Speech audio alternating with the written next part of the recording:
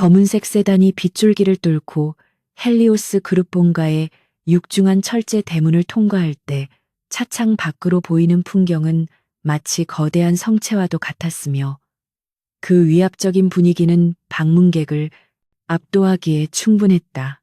한서윤은 차가운 가죽 시트에 등을 기댄 채 창밖으로 스쳐 지나가는 정원수들을 무심한 눈길로 바라보고 있었는데 그녀의 표정에는 자신의 운명이 팔려나가는 상황에 처한 사람이라고는 믿기지 않을 만큼의 평온함이 서려 있었다. 옆자리에 앉은 양부 한명석은 연신 손수건으로 이마에 맺힌 식은땀을 닦아내며 불안한 기색을 감추지 못했고 그의 떨리는 손끝에서는 도박 빚으로 인해 딸을 재벌가에 넘겨야만 하는 죄책감보다는 눈앞에 닥친 빚 독촉에서 벗어날 수 있다는 안도감이 더 짙게 배어나왔다.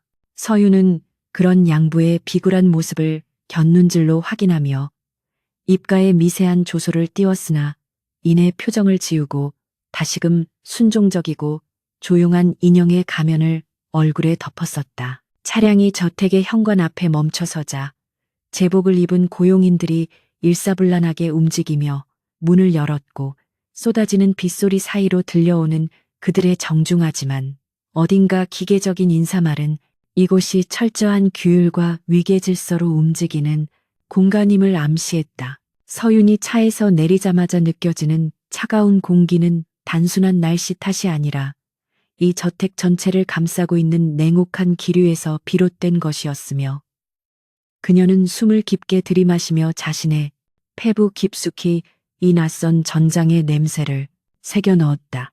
한명석은 고용인의 우산 아래로 황급히 몸을 숨기며 딸의 안위보다는 자신의 구두가 젖지 않는 것에 더 신경을 쓰는 듯 보였고 서윤은 묵묵히 그 뒤를 따르며 화강암으로 장식된 거대한 현관 홀로 발을 내디뎠는데 그녀의 구두, 굽소리가 넓은 공간에 울려 퍼질 때마다 마치 운명의 카운트다운이 시작되는 듯한 긴장감이 감돌았다. 안내를 받아 들어선 응접실은 유럽의 왕실을 그대로 옮겨 놓은 듯 화려하고 고풍스러운 가구들로 채워져 있었지만 그곳에는 사람의 온기라고는 찾아볼 수 없는 삭막함만이 가득 차 있어 마치 박물관의 전시실 같은 느낌을 주었다.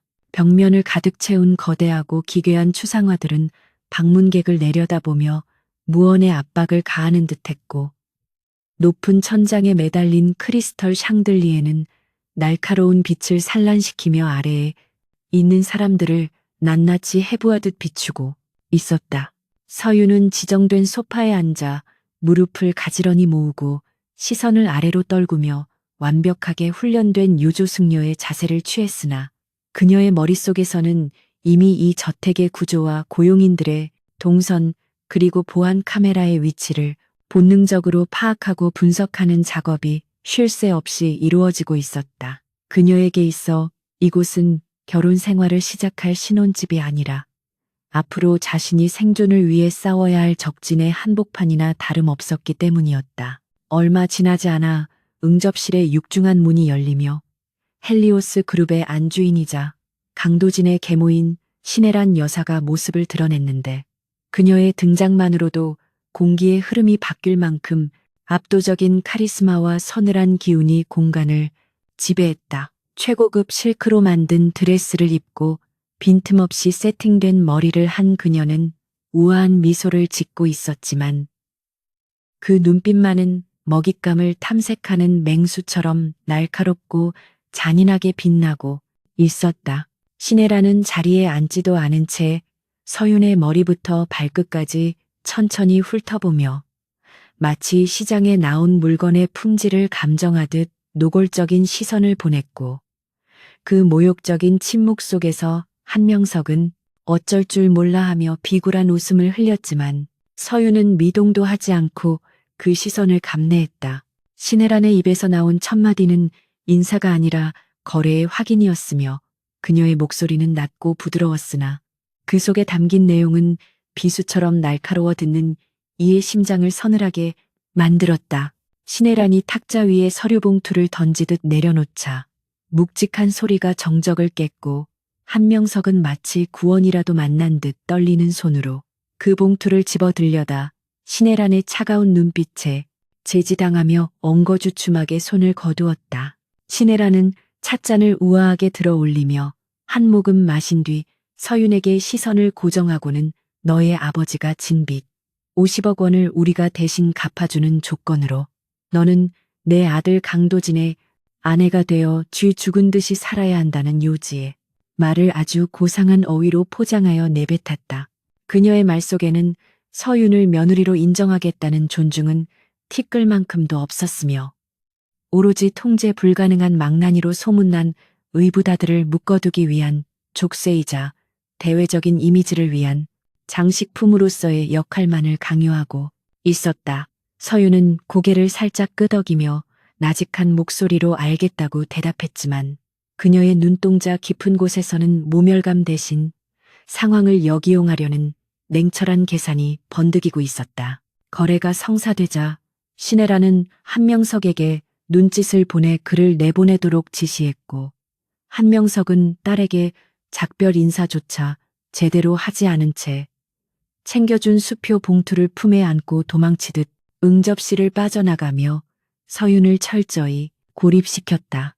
닫히는 문 너머로 사라지는 양부의 뒷모습을 보며 서윤은 마지막 남은 인간적인 기대감마저 깨끗이 지워버렸고 이제 자신은 혈혈단신으로 이 거대하고 위험한 가문과 맞서야 한다는 사실을 뼈저리게 실감했다. 신혜라는 그런 서윤의 반응을 즐기듯 묘한 미소를 지으며 다가와 서윤의 턱을 우아한 손길로 들어 올리고는 주제를 알고 분수에 맞게 행동하면 밥은 굶기지 않을 것이라는 모욕적인 경고를 속삭였다. 서윤은 신혜란의 손길이 닿은 피부가 소름 끼치도록 혐오스러웠지만 눈을 내리깔고 순종적인 태도를 유지하며 지금은 발톱을 숨겨야 할 때임을 스스로에게 되뇌었다. 신혜란이 고용인들을 시켜 서윤을 별관에 있는 방으로 안내하게 했을 때 서윤은 복도를 지나며 벽에 걸린 헬리오스 가문의 역대 회장들의 초상화를 마주하게 되었는데 그들의 눈빛은 하나같이 오만하고 독선적인 광기를 품고 있는 듯했다. 복도는 끝이 보이지 않을 정도로 길고 어두웠으며 바닥에 깔린 붉은 카펫은 마치 이곳에서 희생된 수많은 사람의 피를 상징하는 것처럼 불길하게 느껴졌다. 안내를 맡은 중년의 집사는 기계적인 태도로 서윤에게 앞으로 지켜야 할 엄격한 규칙들을 읊어댔는데 그 내용은 대부분 외출 금지나 통신 제한, 그리고 지정된 구역 외에는 출입을 불허한다는 감금에 가까운 조항들이었다. 서윤은 그 모든 말을 묵묵히 들으며 머릿속으로 이 저택의 보안 시스템에 틈이 있을 만한 곳과 외부와 접촉할 수 있는 루트를 끊임없이 시뮬레이션했다. 배정받은 방은 웬만한 아파트 한 채보다 넓고 화려했지만 창문에는 정교하게 장식된 창살이 덧대어 있어 이곳이 사실상 감옥임을 여실히 보여주고 있었다. 고용인들이 모두 물러가고 육중한 문이 닫히는 소리가 들리자 서윤은 그제야 긴장을 풀고 침대 끝에 걸터 앉아 가방 깊숙한 곳에 숨겨왔던 낡은 만년필 하나를 꺼내 들었다. 겉보기에는 평범한 필기구였지만 그것은 그녀가 외부의 조력자와 소통할 수 있는 유일한 특수 통신 장비였으며 그녀가 단순한 희생양이 아니라 치밀한 계획을 가지고 이곳에 잠입한 전략가임을 증명하는 물건이었다. 서윤은 만년필을 만지작거리며 창밖으로 쏟아지는 비를 바라보았고 빗소리에 섞여 들려오는 듯한 강도진이라는 남자의 이름은 그녀에게 있어 두려움의 대상이 아니라 이 판을 뒤집을 수 있는 가장 위험하고도 매력적인 변수로 다가왔다. 서윤은 과거 자신이 금융시장에서 천재적인 분석가로 활동하며 수많은 기업의 비리를 파헤치고 무너뜨렸던 기억을 떠올리며 지금 자신이 처한 상황 역시 거대한 숫자의 흐름과 다를 바 없다고 판단했다. 신혜라는 서윤을 자신의 아들을 우참할 도구로 생각하고 있겠지만 서윤은 이 결혼을 통해 헬리오스 그룹의 심장부에 접근하고 양부가 자신에게 씌운 빚뿐만 아니라 자신의 친부모를 죽음으로 몰고 간 거대한 음모의 실체를 밝혀낼 생각이었다. 그녀는 거울 속에 비친 자신의 모습을 응시하며 화장기 없는 창백한 얼굴 뒤에 숨겨진 강인한 의지를 확인했고, 이제 곧 만나게 될 남편이자 헬리오스의 타락한 황태자 강도진이 자신의 계획에 어떤 역할을 하게 될지 냉정하게 계산하기 시작했다. 그녀에게 있어 사랑이나 결혼의 낭만 따위는 사치였으며 오로지 생존과 복수라는 명확한 목표만이 그녀의 심장을 뛰게 만들고 있었다. 밤이 깊어지자 저택은 더욱 깊은 침묵 속으로 빠져들었고 서유는 잠들지 못한 채 창가에 서서 빗줄기가 잦아드는 정원을 내려다보며 칠흑 같은 어둠 속에서 움직이는 그림자들을 관찰했다. 멀리 별관 입구 쪽에서 헤드라이트 불빛이 번쩍이며 고요를 깨뜨렸고 거칠게 멈춰선 스포츠카 한 대에서 비틀거리는 남자가 내리는 모습이 서윤의 시야에 들어왔다. 비에 젖은 채 고용인들의 부축을 거칠게 뿌리치며 휘청거리는 그 남자는 소문으로만 듣던 강도진임이 분명했으며 그의 몸짓 하나하나에는 세상에 대한 분노와 자기 자신에 대한 혐오가 엉겨 붙어 있는 듯했다. 서유는 유리창에 손을 얹으며 그 위태로운 남자를 응시했고 그 순간 두 사람 사이를 가로막고 있는 물리적인 거리와 상관없이 운명의 수레바퀴가 소름 끼치는 소리를 내며 맞물려 돌아가기 시작했음을 직감했다.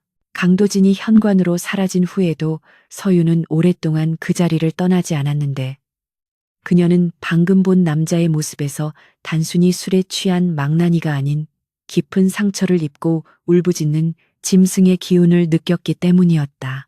시네란이 그토록 경계하고 통제하려 드는 이유가 단순히 그의 방탕한 생활 때문만이 아닐 것이라는 의구심이 서윤의 머릿속을 스치고 지나갔고 그녀는 강도진이 가진 잠재된 위험성이야말로 자신이 쥐어야 할 가장 날카로운 칼날이 될 수 있음을 간파했다. 그녀는 침대로 돌아와 눕지 않고 책상 앞에 앉아 머릿속으로 정리된 정보들을 바탕으로 앞으로의 행동 지침을 구체화하기 시작했으며 내일 날이 밝는 대로 강도진과의 첫 대면에서 우위를 점하기 위한 치밀한 시나리오를 작성해 나갔다. 이 결혼은 팔려온 것이 아니라 자신이 선택한 전쟁의 서막이라는 사실을 그녀는 다시 한번 굳게 다짐했다. 새벽빛이 희미하게 밝아올 무렵 복도에서 들려오는 분주한 발소리와 날카로운 고함이 서윤의 얕은 잠을 깨웠고 그녀는 본능적으로 몸을 일으켜 문 쪽으로 다가가 귀를 기울였다. 밖에서는 시네란의 히스테릭한 목소리와 무언가 깨지는 소리, 그리고 강도진의 낮고 위협적인 으르렁거림이 뒤섞여 들려오고 있었는데 그것은 단순한 모자 간의 다툼이라기보다는 서로를 파멸시키려는 적들의 전쟁과도 같았다. 서유는 문손잡이를 잡고 잠시 망설였으나 이내 결심을 굳힌 듯 천천히 문을 열고 그 혼란의 소용돌이 속으로 발을 내디뎠는데 이는 그녀가 더 이상 관찰자가 아닌 이 위험한 게임의 플레이어로서 전면에 나서겠다는 신호탄과도 같았다. 복도 끝에서 마주친 강도진의 붉게 충혈된 눈동자가 서윤을 향해 꽂혔을 때 그녀는 피하지 않고 똑바로 그를 응시하며 그 눈빛 속에 담긴 절망과 광기를 읽어내려 했다. 강도진은 흐트러진 셔츠 차림에 술 냄새를 풍기며 서윤을 노려보았고 그의 입가에는 비릿한 조소가 걸려 있었는데 그는 서윤을 보자마자 어머니가 보낸 새로운 감시견이나 장난감 정도로 취급하며 경멸 어린 말을 내뱉으려 했다. 하지만 서윤은 그의 기세에 눌리지 않고 오히려 한 발짝 더 다가가며 차분하고 명료한 목소리로 자신의 존재를 알렸고 그녀의 예상치 못한 당당함에 도진의 눈동자가 순간적으로 흔들리는 것을 놓치지 않았다. 주변의 고용인들이 모두 숨을 죽이고 지켜보는 가운데 두 사람 사이에는 팽팽한 긴장감이 감돌았고 이것은 앞으로 펼쳐질 수많은 충돌과 갈등 그리고 그 속에서 피어날 알 수 없는 감정의 소용돌이를 예고하는 첫 번째 스파크였다. 서유는 이 남자가 자신의 오빠일지도 모른다는 끔찍한 진실은 꿈에도 모른 채 오로지 그를 이용해 살아남겠다는 일념 하나로 그 위험한 눈빛을 마주하고 있었다. 강도진은 자신의 눈앞에 서 있는 여자가 지금까지 어머니가 보냈던 수많은 첩자와는 근본적으로 다른 종류의 인간임을 직감적으로 알아차렸으나 그 사실을 인정하기보다는 거친 말로 그녀를 시험하는 쪽을 택했다. 그는 비틀거리는 걸음으로 서윤에게 위협적으로 다가가 그녀의 어깨를 거칠게 움켜쥐고 벽으로 밀어붙였는데 그 손길에는 술기운이 섞여 있었지만 눈빛만큼은 사냥감을 노리는 맹수처럼 형형하게 살아있었다. 도지는 서윤의 귓가에 입술을 대고 이 집구석에 들어온 이상 너 또한 소모품에 불과하다며 조롱 섞인 경고를 내뱉었지만 서윤은 그의 악력의 미간을 살짝 찌푸릴 뿐 비명 한 번 지르지 않고 차갑게 가라앉은 눈으로 그를 올려다보았다. 그녀의 흔들림 없는 태도는 도진의 가학적인 호기심을 자극했고 그는 그녀가 언제까지 이 가면을 유지할 수 있을지 바닥까지 확인해보고 싶은 충동에 사로잡혔다. 서윤은 도진의 거친 숨결에서 느껴지는 알코올 향 뒤에 숨겨진 극도의 예민함과 불안을 읽어내며 지금이 바로 자신이 준비해온 카드를 꺼내들어야 할 결정적인 순간임을 본능적으로 감지했다. 그녀는 도진의 팔을 뿌리치지 않은 채 나직하지만 또렷한 목소리로 당신이 정말 망나니 연기를 하는 것이라면 관객이 없을 때조차 이렇게 열성적일 필요는 없지 않느냐고 반문하며 전곡을 찔렀다. 그녀의 말은 도진의 허를 찔렀고 순간적으로 그의 얼굴에서 조소가 사라지며 서늘한 살기가 감돌았는데 이는 서윤이 그가 철저하게 계산된 연기를 하고 있다는 사실을 간파했음을 의미하는 것이었다.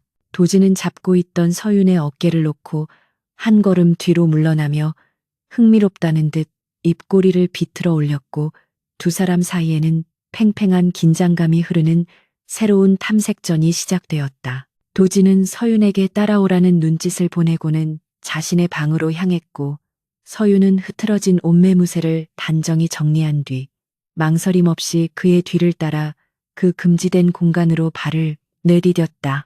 도진의 방은 밖에서 보이는 화려한 저택의 이미지와는 달리 각종 서류와 모니터 장비들이 어지럽게 널려 있는 마치 야전 사령부와 같은 모습을 하고 있었으며 이는 그가 방탕한 생활을 즐기는 것이 아니라 밤새워 무언가를 치열하게 분석하고 계획하고 있음을 보여주는 증거였다.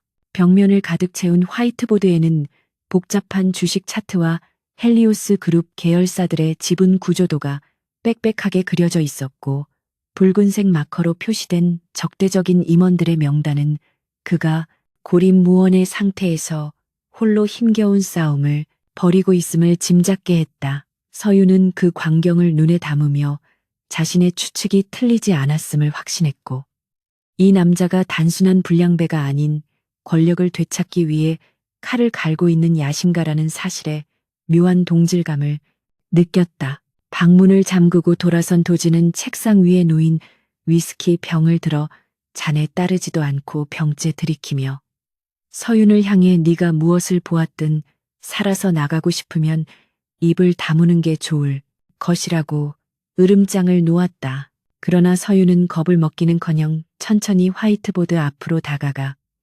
보드에 적힌 복잡한 수식 중 오류가 있는 부분을 손가락으로 가리키며 이 계산대로라면 다음 달 주주총회에서 방어권을 행사하기에 자금이 턱없이 부족할 것이라고 지적했다. 도진은 그녀의 당돌한 지적에 멈칫하며 술병을 내려놓고 그녀에게 다가가 무슨 헛소리를 하는 거냐고 따져 물었지만 서윤은 침착하게 헬리오스 건설의 분식회계 의혹과 그로 인한 주가 하락의 상관관계를 논리정연하게 설명하기 시작했다. 그녀의 입에서 쏟아져 나오는 전문적이고 예리한 분석들은 도진이 지난 몇 달간 머리를 싸매고 고민하던 문제들의 핵심을 정확히 뚫고 있었다. 도진은 서윤을 보는 눈빛을 완전히 바꾸며 그녀가 단순한 빚쟁이의 딸이 아니라 고도로 훈련된 금융 전문가일지도 모른다는 의심을 품기 시작했고 그녀의 정체를 캐묻기 위해 위협적으로 다가섰다. 서윤은 도진의 의심을 피하지 않고 정면으로 마주하며 자신은 빚에 팔려온 것이 맞지만 그렇다고 해서 멍청하게 당하고만 있을 생각은 없다고 단호하게 대답했다. 그녀는 도진에게 거래를 제안했는데 그것은 자신이 도진의 눈과 귀가 되어 신혜란 여사의 감시망을 피하고 그룹 내부의 비자금 흐름을 추적해주는 대신 도진은 자신을 이 지옥 같은 집안에서 보호해주고 훗날 자유를 보장해 달라는 내용이었다. 이는 목숨을 건 위험한 도박이었지만 서유는 도진이 지금 절벽 끝에 서 있는 상황임을 알기에 그가 이 제안을 거절할 수 없을 것이라고 확신했다. 도진은 서윤의 제안을 듣고 잠시 침묵을 지키다. 광기 어린 웃음을 터뜨리며 내가 내 어머니의 첩자가 아니라는 보장이 어디 있느냐고 날카롭게 쏘아붙였는데 그 웃음 뒤에는 깊은 불신과 상처가 자리 잡고 있었다. 서윤은 주머니에서 만년필을 꺼내 그것이 녹음기이자 도청 탐지기임을 보여주며 자신이 이 방에 들어오자마자 작동시킨 탐지 결과 방 곳곳에 신혜란이 심어놓은 도청 장치가 3군데나 발견되었다는 사실을 알렸다. 그녀는 망설임 없이 책장 구석과 샹들리에 위 그리고 책상 아래에 숨겨져 있던 초소형 도청기들을 찾아내 도진의 눈앞에 늘어놓으며 자신의 능력을 증명해 보였다. 도진의 표정은 경악으로 굳어졌고 자신이 가장 안전하다고 믿었던 공간조차 감시당하고 있었다는 사실에 치를 떨며 주먹을 꽉 쥐었다. 분노로 몸을 떠는 도진에게 서유는 차분하게 다가가 지금 당장 이것들을 제거하면 신혜란이 의심할 테니 오히려 역정보를 흘리는 수단으로 이용해야 한다고 조언하며 냉철한 전략가로서의 면모를 유감없이 발휘했다. 그녀는 도진에게 앞으로 우리는 쇼윈도 부부를 연기하며 서로를 경멸하고 증오하는 척해야 하지만 물밑에서는 철저하게 협력하여 신혜란의 숨통을 조여야 한다고 구체적인 행동, 지침을 제시했다. 도진은 서윤의 치밀함에 혀를 내두르며 그녀를 다시 평가하게 되었고 비로소 그녀를 동등한 파트너로 인정하겠다는 듯 손을 내밀었는데 그 손은 헬리오스의 후계자로서가 아니라 생존을 갈구하는 한 인간으로서 내미는 절박한 구조 요청과도 같았다. 두 사람은 도청기가 작동 중인 방 안에서 아무 말 없이 굳건한 악수를 나누며 침묵 속에 맹세를 맺었다. 다음 날 아침 식당으로 내려가는 계단에서 도진과 서유는 약속이라도 한 듯 완벽하게 냉랭하고 서먹한 사이를 연기하며 신혜란과 고용인들의 눈을 속이기 시작했다. 식당에는 이미 신혜란이 상석에 앉아 우아하게 식사를 하고 있었고 그녀의 곁에는 도진의 이복 동생이자 그녀의 친아들인 강민우가 앉아 있었는데 그는 도진을 보자마자 비웃음 가득한 미소를 지으며 형님 어제도 한바탕 하셨다면서요 라고 빈정거렸다. 도진은 민우의 도발에 거칠게 반응하며 의자를 걷어차고 앉아 분위기를 험악하게 만들었고 서유는 그 옆에서 겁에 질린 듯 고개를 숙이고 있었지만 식탁 아래로는 도진의 허벅지를 살짝 꼬집어 그가 감정적으로 폭주하지 않도록 신호를 보냈다. 신혜라는 그들의 불화가 만족스러운 듯 입가에 미소를 머금고 천천히 찻잔을 내려놓으며 아침부터 소란 피우지 말고 식사나 하라고 가식적인 중재를 했다. 식사 도중 신혜라는 서윤을 향해 교양 없는 집안에서 자라 식사 예절조차 제대로 배우지 못했을 테니 오늘부터 가정교사를 붙여 엄격하게 교육하겠다고 선언하며 며느리를 길들이려는 의도를 노골적으로 드러냈다.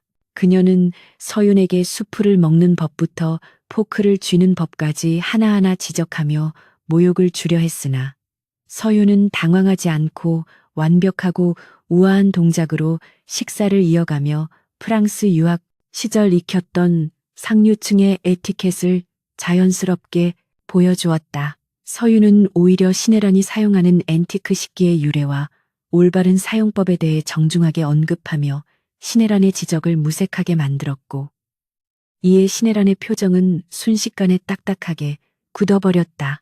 도진은 옆에서 그 광경을 지켜보며 터져나오려는 웃음을 참느라 짐짓 헛기침을 하며 물을 들이켜야만 했다. 신혜란은 자신이 무시하던 며느리가 예상 밖의 내공을 가지고 있음을 깨닫고 불쾌한 기색을 감추지 못한 채 식사를 마친 뒤 자리에서 일어나며 도진에게 곧 있을 그룹 창립 기념 파티 준비를 서두르라고 차갑게 명령했다. 그녀는 이번 파티에서 도진의 결혼을 공식적으로 발표하고 그를 대외적으로 망신 주어 후계자 자격 논란을 일으킬 계획을 세우고 있었으며 서윤 또한 그 계획의 희생양이 될 것임을 암시하는 싸늘한 눈빛을 남기고 사라졌다. 민우 또한 형을 향해 비열한 눈짓을 보내고 어머니의 뒤를 따랐고 식당에는 도진과 서윤 그리고 그들을 감시하는 고용인들만이 남게 되었다. 도진은 고용인들을 모두 물러가게 한 뒤 서윤을 향해 제법이라며 나지막이 속삭였고 서윤은 이제 시작일 뿐이라고 답하며 담담하게 남은 식사를 마쳤다. 오후가 되자 서윤은 신혜란이 붙여준 감시역 겸 비서와 함께 웨딩드레스를 고르기 위해 청담동의 고급 부티크로 향했는데 그곳에서도 그녀는 끊임없는 감시와 통제 속에 놓여 있었다. 비서는 서윤이 선택할 권리도 없이 신혜란이 미리 지정해둔 노출이 심하고 천박해 보이는 디자인의 드레스를 강요하며 이것이 사모님의 뜻이라고 압박했다. 서윤은 드레스를 갈아입는 탈의실 안에서 거울을 보며 굴욕감을 느꼈지만 이 또한 신혜란이 자신을 도진과 함께 싸구려 취급받게 하려는 전략임을 간파하고 냉정을 유지하려 애썼다. 그때 탈의실의 커튼이 젖혀지며 도진이 예고도 없이 들어왔고 그는 비서가 들고 있던 드레스를 거칠게 빼서 바닥에 던져버리며 내 아내가 입을 옷은 내가 고른다고 소리쳤다. 비서는 당황하여 사모님의 지시라고 항변했지만 도진은 비서에게 당장 나가라고 호통치며 그녀를 쫓아냈고 부티크 직원들마저 모두 밖으로 내보낸 뒤 서윤과 단둘이 남게 되었다. 도진은 바닥에 떨어진 드레스를 발로 차버리고는 서윤에게 왜 바보같이 당하고만 있느냐고 화를 냈지만 그 이면에는 서윤이 당하는 모욕에 대한 묘한 분노와 보호 본능이 섞여 있었다. 서윤은 도진의 눈을 바라보며 이것은 전략적인 후퇴일 뿐이며 파티 당일 모두의 예상을 뒤엎을 반격을 준비하고 있다고 그를 안심시켰다. 도진은 샵에 걸려있던 가장 우아하고 기품 있는 드레스를 직접 골라 서윤에게 건네주며 그날 너는 누구보다 완벽해야 한다고 말했고 서윤은 드레스를 받아들며 처음으로 도진에게서 든든한 파트너로서의 신뢰를 느꼈다. 창립 기념 파티가 다가올수록 저택의 분위기는 점점 더 살벌해졌고 신혜란 측과 도진 측에 보이지 않는 암투는 물밑에서 치열하게 전개되었는데 도진은 서윤의 조언에 따라 방탕한 생활을 청산하고 몰래 경영진들을 접촉하기 시작했다. 서윤 또한 저택 내의 보안 시스템을 해킹하여 신혜란이 빼돌린 비자금 장부의 위치를 파악하는 데 주력했고 밤마다 도진과 비밀리에 만나 정보를 교환하며 작전을 짰다. 그러나 신혜란은 그들의 움직임이 심상치 않음을 눈치채고 자신의 신복인 보안실장을 불러 은밀한 지시를 내렸는데 그것은 파티 당일 서윤의 과거를 조작하여 그녀를 꽃뱀으로 몰아가고 도진을 페류나로 매장시킬 결정적인 증거를 조작하라는 내용이었다. 어둠 속에서 진행되는 음모는 점점 더 구체화되고 있었고 파티장은 화려한 축제의 장이 아닌 피 비린내 나는 처형대가 될 준비를 마쳐가고 있었다. 파티 당일 화려하게 장식된 호텔 연회장에는 정재계의 거물들이 속속 도착했고 수많은 취재진이 몰려들어 플래시를 터뜨리며 북새통을 이루고 있었다. 리무진에서 내린 도진은 턱시도를 입고 완벽한 신사의 모습을 하고 있었으며 그의 팔짱을 낀 서윤은 도진이 골라준 드레스를 입고 고귀하고 신비로운 아우라를 뿜어내며 좌중에 시선을 단번에 사로잡았다. 신혜란과 강민우는 예상과 다른 두 사람의 당당하고 기품 있는 모습에 당혹감을 감추지 못했으나 이내 회심의 미소를 지으며 준비된 함정을 발동시킬 타이밍을 노리고 있었다. 연단에 오른 신혜란이 마이크를 잡고 환영사를 시작하며 도진과 서윤을 소개하려는 순간 연회장의 대형 스크린이 지직거리는 소리를 내며 화면이 바뀌기 시작했고 장내는 순식간에 술렁거림으로 가득 찼다. 스크린에 나타난 것은 신혜란이 준비한 조작된 영상이 아니라 며칠 전 도진의 방에서 발견된 도청기 사진과 신혜란의 육성이 담긴 녹음 파일의 파형이었다. 서윤이 미리 손을 써서 영상을 바꿔치기 한 것이었는데 신혜란의 목소리가 스피커를 통해 흘러나오며 아들을 감시하고 며느리를 핍박하는 내용이 적나라하게 공개되자 연 회장은 충격에 휩싸였다. 신혜란은 얼굴이 사색이 되어 소리를 지르며 영상을 끄라고 지시했고 보안 요원들이 허둥지둥 움직이는 사이 도진은 여유로운 미소를 지으며 서윤의 손을 더 꽉 잡았다. 이것은 두 사람이 세상에 선포하는 첫 번째 승리이자 앞으로 닥쳐올 거대한 폭풍의 서막에 불과했음을 그 자리에 있는 누구도 짐작하지 못했다. 창립 기념 파티에서의 통쾌한 반격 이후 헬리오스 저택에는 마치 폭풍 전야와 같은 기이한 정적이 감돌았는데 이는 평화를 의미하는 것이 아니라 더욱 거대하고 파괴적인 해일이 몰려오고 있음을 암시하는 불길한 징조였다. 신혜란 여사는 자신의 치부가 드러난 것에 대해 분노하거나 해명하려 들지 않고 오히려 별관에 집거하며 외부와의 접촉을 완전히 차단한 채 침묵을 지켰는데 서윤은 이러한 그녀의 태도가 단순한 자숙이 아닌 치명적인 독을 품은 비수를 갈고 있는 시간임을 직감했다. 도진 또한 어머니의 이례적인 침묵에 신경을 곤두세우며 경계를 늦추지 않았고 그룹 내의 우호 세력을 규합하며 다가올 결혼식을 자신의 입지를 굳히는 기회로 삼기 위해 분주히 움직였다.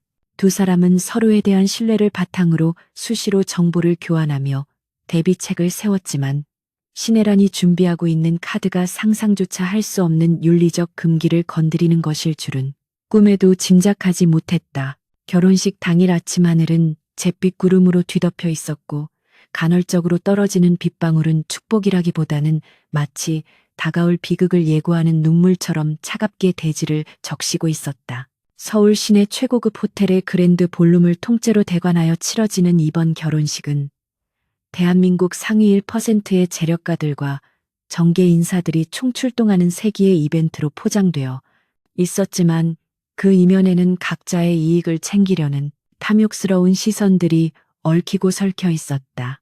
신부 대기실에 앉아 거울을 바라보는 서윤의 모습은 순백의 웨딩드레스와 대비되어 더욱 창백해 보였는데 그녀는 화려한 다이아몬드 티아라의 무게가 마치 죄수에게 씌워진 족쇄처럼 무겁게 느껴져 숨을 쉬기조차 힘들었다. 그녀의 곁을 지키는 메이크업 아티스트들의 손길은 분주했으나 서윤의 눈동자는 허공을 응시하며 불안한 미래를 꿰뚫어 보려 애쓰고 있었고 가슴 한구석에서 피어오르는 알 수 없는 두려움을 애써 억누르고 있었다. 식이 시작되기 직전 대기실 문이 열리고 턱시도를 입은 강도진이 들어왔는데 평소의 냉소적인 표정 대신 긴장과 결의가 섞인 진지한 얼굴을 하고 있어 서윤의 마음을 잠시나마 안도하게 만들었다. 도진은 주변의 시선을 의식하지 않고 서윤에게 다가와 차가운 그녀의 손을 꼭 잡으며 오늘 무슨 일이 있어도 내가 너를 지킬 것이니 나만 믿고 따라오라고 나지막이 속삭였다. 그의 손에서 전해지는 체온은 얼어붙은 서윤의 심장을 녹이기에 충분했고 두 사람 사이에는 단순한 계약 관계를 넘어서는 끈끈한 전우애와 미묘한 감정의 파동이 흐르기 시작했다. 서윤은 도진의 눈을 바라보며 고개를 끄덕였고 이 지옥 같은 쇼를 끝내고 진정한 자유를 얻는 날까지 함께 싸우겠다는 무언의 맹세를 다시 한번 되새겼다. 하지만 그 순간 대기실 밖에서 들려오는 웅성거림과 급박한 발소리들은 이들의 짧은 평화가 곧 깨어질 것임을 예고하고 있었다. 웅장한 파이프 오르간 소리와 함께 예식장 문이 열리고 서윤이 도진의 팔짱을 끼고 버진 로드에 들어서자 수천 개의 시선과 카메라 플래시가 동시에 두 사람에게 쏟아졌다. 하객들의 환호와 박수 소리가 연회장을 가득 메웠지만 서윤의 귀에는 그 소리가 마치 멀리서 들려오는 이명처럼 아득하게만 느껴졌고 그녀의 온 신경은 단상 앞 제일 상석에 앉아 있는 신혜란에게 쏠려 있었다. 신혜라는 며칠 전에 수모는 잊은 듯 온화하고 자애로운 미소를 띠고 있었으나 그 눈빛만은 먹잇감이 덫에 걸려들기를 기다리는 독사처럼 섬뜩하게 빛나고 있어 보는 이를 전율하게 만들었다. 도진 역시 어머니에 기이할 정도로 평온한 모습에 의구심을 품으며 걸음을 옮겼고 맞잡은 서윤의 손에 힘을 주어 긴장을 늦추지 말라는 신호를 보냈다. 주례사가 이어지는 동안에도 연회장의 공기는 팽팽하게 당겨진 활시위처럼 언제 끊어질지 모르는 긴박감으로 가득 차 있었다. 주례가 두 사람의 서약을 받으려는 결정적인 순간 신혜란이 자리에서 천천히 일어나 단상으로 걸어 나오며 예식을 중단시켰고 장례는 순식간에 물을 끼얹은 듯 찬물을 끼얹은 듯 조용해졌다. 그녀는 마이크를 잡고 떨리는 목소리로 하객들에게 사죄의 말을 건네며 자신이 오늘 이 자리에서 헬리오스 가문의 명예를 위해 그리고 끔찍한 죄악을 막기 위해 충격적인 진실을 밝힐 수밖에 없음을 눈물로 호소했다. 그녀의 탁월한 연기력은 순식간에 하객들의 동정심을 유발했고 도진과 서윤은 불길한 예감에 휩싸여 그녀를 제지하려 했으나 이미 보안 요원들이 단상 주변을 에워싸며 두 사람의 움직임을 봉쇄했다. 신혜라는 비장한 표정으로 손짓을 했고 무대 뒤편의 대형 스크린에는 미리 준비된 영상이 재생되기 시작했는데 그것은 단순한 폭로가 아니라 두 사람의 영혼을 파괴하려는 악마의 시나리오였다. 스크린에는 낡은 서류들과 유전자 검사 결과지가 클로즈업되어 나타났고 신혜란의 내레이션이 더해지며 서윤이 사실은 한명석의 친딸이 아니라 헬리오스 그룹의 전 회장이 밖에서 낳아온 숨겨진 딸이라는 내용이 흘러나왔다. 장례는 경악으로 들끓기 시작했고 화면 속의 유전자 검사 결과지는 강도진과 한서윤의 유전자가 99.9% 일치한다는 충격적인 수치를 붉은 글씨로 선명하게 보여주고 있었다. 신혜라는 울먹이는 목소리로 자신이 이 사실을 뒤늦게 알게 되었으며 천륜을 어기는 근친상간의 비극을 막기 위해 어쩔 수 없이 이 자리에 섰다고 거짓된 고백을 이어갔다. 하객들은 공포와 혐오가 뒤섞인 눈빛으로 단상 위에 두 사람을 바라보며 수근거렸고 카메라 플래시가 미친 듯이 터지며 이 추악한 스캔들을 전 세계로 타전하기 시작했다. 서윤은 눈앞이 하얗게 변하는 충격 속에서 스크린의 숫자를 응시하며 이것이 조작임을 직감하면서도 너무나도 완벽하게 꾸며진 증거 앞에서 말문이 막히고 말았다. 도진은 끓어오르는 분노를 참지 못하고 어머니를 향해 소리를 지르며 단상으로 뛰어들려 했으나 건장한 경호원들에 의해 제지당하며 바닥으로 내동댕이 쳐졌다. 그는 피를 토하듯 절규하며 저 여자의 말이 모두 거짓이며 조작된 음모라고 외쳤지만 이미 신혜란의 완벽한 연기에 세뇌당한 하객들은 그의 외침을 페류나의 발악으로 치부하며 싸늘한 시선을 보낼 뿐이었다. 신혜란은 넘어진 아들을 내려다보며 슬픈 표정을 짓는 척했지만 그녀의 입꼬리는 미세하게 올라가 승리의 쾌감을 만끽하고 있었고 그녀는 마이크를 통해 아들을 정신병원에 감금해서라도 치료해야 한다고 주장하며 여론을 몰아갔다. 서윤은 멍하니 서 있는 상태에서 자신이 한순간에 남편의 여동생이자 근친상간을 시도한 파렴치한 여자로 전락해버린 현실을 뼈저리게 실감하며 다리에 힘이 풀려 주저앉고 말았다. 이 혼란의 와중에 서윤의 양부인 한명석이 증인으로 등장하며 상황은 더욱 절망적으로 치달았는데 그는 신혜란에게 매수된 듯 눈물을 흘리며 자신이 서윤을 입양하게 된 경위와 전 회장의 부탁을 받았다는 거짓 증언을 쏟아냈다. 한명석의 증언은 신혜란의 주장에 결정적인 신빙성을 더해주었고 서윤은 믿었던 아버지에게마저 배신당했다는 충격에 가슴이 찢어지는 듯한 고통을 느꼈다. 도진은 한명석을 죽일 듯이 노려보며 달려들려 했으나 경호원들의 무자비한 폭력에 의해 제압당했고 그의 흰 턱시도는 흙투성이가 되고 붉은 선혈로 물들었다. 결혼식장은 축복의 공간이 아닌 심판의 법정으로 변해버렸고 하객들은 마치 마녀 사냥을 구경하는 군중처럼 두 사람을 향해 손가락질하며 경멸과 야유를 퍼부었다. 서유는 혼란 속에서도 냉정을 되찾으려 안간힘을 쓰며 이 모든 상황을 분석하기 시작했는데 유전자 검사 결과가 조작되었다면 원본 데이터가 어딘가에 존재할 것이며 한명석의 증언 또한 허점이 있을 것이라고 판단했다. 하지만 지금 당장 이 거대한 여론의 파도를 뒤집기에는 역부족임을 깨달았고 일단은 살아서 이 자리를 벗어나는 것이 급선무라고 생각했다. 그녀는 쓰러진 도진에게 기어가 그의 손을 잡으며 눈빛으로 진정하라는 신호를 보냈고 도진은 서윤의 떨리는 손을 느끼며 가까스로 이성을 되찾고 거친 숨을 몰아쉬었다. 두 사람은 서로의 체온에 의지하며 이 지옥 같은 순간을 견뎌냈지만 세상은 이미 그들에게 씻을 수 없는 낙인을 찍어버린 뒤였다. 시네라는 경호원들에게 지시하여 두 사람을 식장에서 끌어내도록 명령했고 기자들은 그 처참한 광경을 하나도 놓치지 않고 카메라에 담으며 특종 경쟁에 열을 올렸다. 도진과 서유는 마치 짐승처럼 끌려가며 서로를 향해 손을 뻗었지만 무자비한 힘에 의해 강제로 분리되었고 닫히는 문틈 사이로 보이는 서로의 마지막 모습은 절망 그 자체였다. 시네라는 텅 빈 단상에 홀로 남아 하객들에게 정중히 사과하며 자신이 이 사태를 수습하고 그룹을 정상화하겠다는 의지를 표명했고 하객들은 그녀의 결단력에 박수를 보내며 그녀를 비극의 영웅으로 추대했다. 결혼식장은 시네란의 완벽한 동무대였으며 도진과 서유는 그녀의 권력을 공고히 하기 위한 제물로 바쳐진 셈이었다.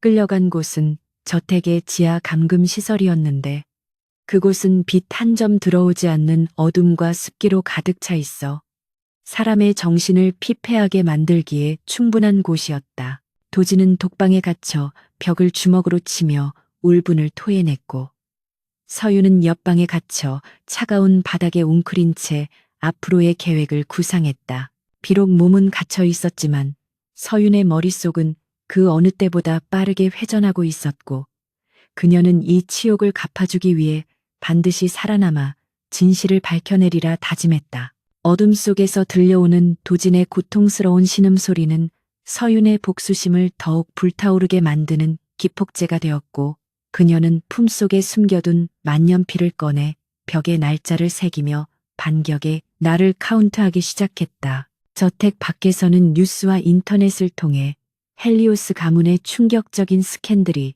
실시간으로 보도되고 있었고 대중들은 막장 드라마보다 더 자극적인 현실에 열광하며 두 사람을 맹비난했다. 헬리오스 그룹의 주가는 폭락했지만 시네라는 비상 경영 체제를 선포하며 발빠르게 사태를 수습해 나갔고 주주들은 그녀의 리더십을 지지하며 도진의 해임을 결의했다. 세상은 완벽하게 시네란의 편으로 돌아선 듯 보였고 도진과 서유는 철저하게 고립되어 잊혀가는 존재가 되었다. 하지만 깊은 밤 지하 감옥의 차가운 공기 속에서 두 사람의 눈빛만은 꺼지지 않는 불꽃처럼 타오르고 있었으며 그들은 이 밑바닥에서부터 다시 기어 올라가 시네란의 목을 조일 쇠사슬을 준비하고 있었다.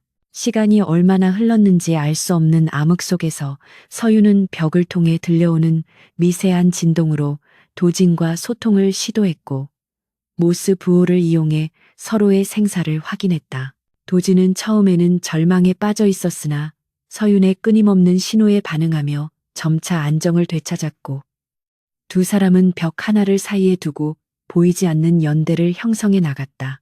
그들은 말이 아닌 두드림으로 서로를 위로하고 격려하며 이 지옥을 탈출할 계획을 공유하기 시작했고 그 소리는 마치 심장 박동처럼 규칙적이고 강렬하게 지하 공간을 울렸다.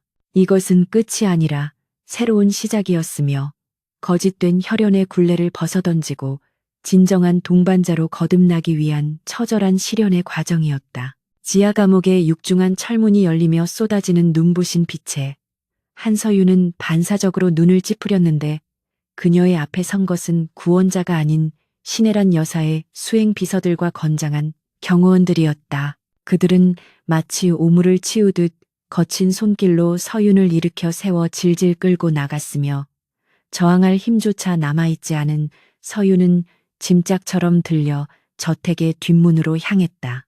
밖에는 억수 같은 비가 쏟아지고 있었고 경호원들은 진흙탕 바닥에 그녀를 내동댕이 치며 다시는 이 근처에 얼씬도 하지 말라는 시네란의 마지막 전언을 싸늘하게 전달했다. 값비싼 웨딩드레스는 흙탕물로 얼룩져 흉물스럽게 변했고 빗물에 젖은 머리카락은 얼굴에 달라붙어 그녀의 몰골을 더욱 처참하게 만들었지만 서윤의 눈동자만은 절망에 잠식되지 않은 채 차갑게 빛나고 있었다. 그녀는 바닥을 짚고 비틀거우며 일어섰고 닫히는 저택의 문을 응시하며 언젠가 저 문을 부수고 다시 들어갈 날을 기약하며 입술을 깨물었다. 도심의 뒷골목을 헤매는 서윤의 모습은 영락없는 노숙자와 다를 바 없었지만 그녀의 머릿속은 그 어느 때보다 빠르게 회전하며 생존을 위한 계산을 끊임없이 이어가고 있었다. 그녀는 사람들이 알아보지 못하도록 찢어진 드레스 자락을 묶고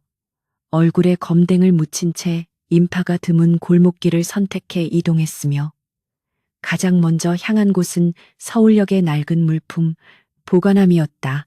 그것은 그녀가 헬리오스 가문에 들어가기 전 만약의 사태를 대비해 미리 마련해둔 비상금과 여권, 그리고 고성능 노트북과 대포폰이 들어있는 그녀만의 안전장치였다. 떨리는 손으로 비밀번호를 누르고 보관함을 열었을 때 그 안에 고스란히 놓여있는 검은색 배낭은 그녀에게 있어 세상 무엇보다 소중한 구명줄과도 같았으며 서윤은 안도의 한숨을 내쉬며 배낭을 움켜쥐었다. 근처의 허름한 모텔 방에 들어선 서윤은 젖은 옷을 벗어 던지고 배낭에서 꺼낸 수수한 옷으로 갈아입은 뒤 곧바로 노트북을 켜고 익숙한 손놀림으로 네트워크에 접속했다. 화면 가득히 헬리오스 그룹의 스캔들을 다룬 자극적인 기사들이 도배되어 있었고 댓글창에는 그녀와 도진을 향한 저주와 조롱이 넘쳐나고 있었지만 서윤은 감정을 철저히 배제한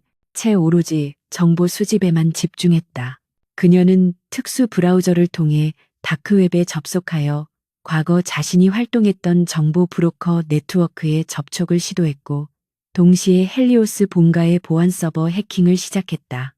시네란이 도진을 정신병동이 아닌 저택 내 의료시설에 감금해 두고 약물로 통제하고 있다는 첩보를 입수한 서윤은 그를 구출하기 위해서는 외부에서의 타격이 아닌 내부 시스템의 교란이 필수적임을 깨달았다. 한편 저택 내부의 격리 병동에 갇힌 강도진은 정신을 몽롱하게 만드는 진정제 투여를 거부하며 간호사들과 격렬한 몸싸움을 벌이고 있었지만 건장한 남자 간병인들에 의해 제압당해 침대에 묶인 신세가 되었다. 그의 눈은 분노와 도끼로 붉게 충혈되어 있었고 어머니라 불리는 여자가 자신의 친아들을 사회적으로 매장하고 정신병자로 만들어버린 현실의 치를 떨며 복수를 다짐했다. 그때 병실 벽면에 부착된 스마트 스피커에서 지직거리는 잡음과 함께 기계음이 섞인 낯익은 목소리가 흘러나오기 시작했고 도진은 본능적으로 그것이 서윤의 목소리임을 알아차리고 숨을 죽였다.